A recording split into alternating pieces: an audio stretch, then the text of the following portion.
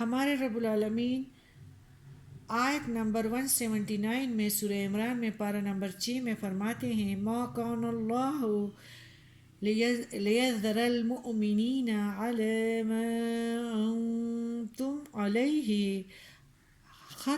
حتی یمیز الخبیث من الطیب وما كان الله ليطلعكم على الغيب ولكن الله يجتبي من رسله من يشاء فآمنوا بالله ورسله وإن تؤمنوا وتتقوا فلكم أجر عظيم۔ اللہ وہ نہیں کہ مسلمانوں کو اس حالت پر چھوڑ دے جس پر تم ہو جب تک کہ ناپاک کو پاک سے جدا نہ کر دے، اور اللہ نہیں ہے کہ تمہیں غیب کی خبریں دے لیکن اپنے رسولوں میں سے جسے چاہے چن لیتا ہے، سو تم یقین لاؤ اللہ پر اور اس کے رسول پر، اور اگر تم یقین اور پرہیزگاری پر رہو تو تمہیں بڑا ثواب ہے۔ دیکھو ہمیں پہلی آیات میں کیا بتایا گیا تھا، آپ کو کفار کو جو خوشحالی اور مہلت دی گئی ہیں وہ اس بات کی دلیل نہیں ہے کہ اللہ کے نزدیک یہ مقبول ہے یا اللہ ان سے خوش ہے یا ان کے لیے کوئی عذاب ہی نہیں ہے۔ اب ہمارے رب العالمین فرماتے ہیں کہ یہ بھی تو مطلب صحیح نہیں کہ مسلمانوں کو مصیبتیں اور ناخوشگوار حالات بھی پیش آتے ہیں، تو یہ اس لیے وہ اللہ کے نزدیک جو ہے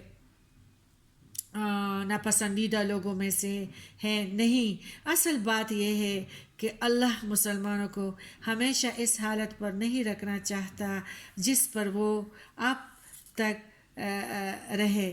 مسلمانوں کو دھوکہ دینے کے لیے ان میں ملے جلے لوگ بھی ہیں، بلکہ مسلمانوں کو منافقوں کے دھوکہ سے بچانے کے لیے اللہ نے ایسے حالات ضرور پیدا کیے جن سے کھرے کھوٹے میں، پاک اور ناپاک میں تمیز ہو جائے۔ ہاں، کون حرام میں منہ ڈالتا ہے، کون اپنے ہاتھ پاؤں کو اپنے ساتھ جوڑ کے بیٹھا ہوا ہے کہ نہیں اللہ کا جو دستور ہے اس پہ انشاءاللہ مرتے دم تک ہی قائم رہوں گی، ایمان کو بھی دیکھنا چاہتا ہے۔ اللہ کے لیے یہ بہت آسان بات تھی کہ تمام مسلمانوں کو امتحان میں ڈالے بغیر منافقوں کے نام بتا دیتا، لیکن اللہ کی حکمت اور مصلحت کے مطابق یہ بات مناسب نہیں۔ تمام لوگوں کو اس طرح کی غیب کی باتیں بتا دے تو یہ تو ممکن ہی نہیں ہے۔ اس کام کے لیے وہ انسانوں میں سے نبی کو چن لیتا ہے اور غیب کا جتنا علم انہیں دینا چاہے دے دیتا ہے۔ تو اللہ نے یہ بات واضح کی کہ تمام لوگوں کو براہ راست غیب کی بات نہیں بتائی جاتی بلکہ صرف انبیاء کو ہی بتائی جاتی ہیں۔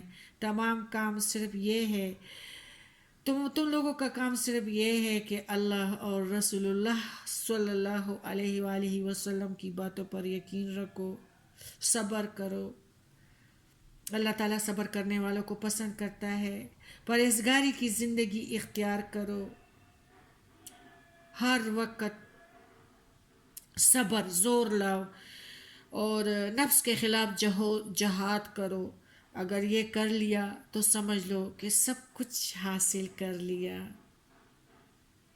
اور ایسے لوگوں کو اللہ کی طرف سے بڑا ثواب ملے گا۔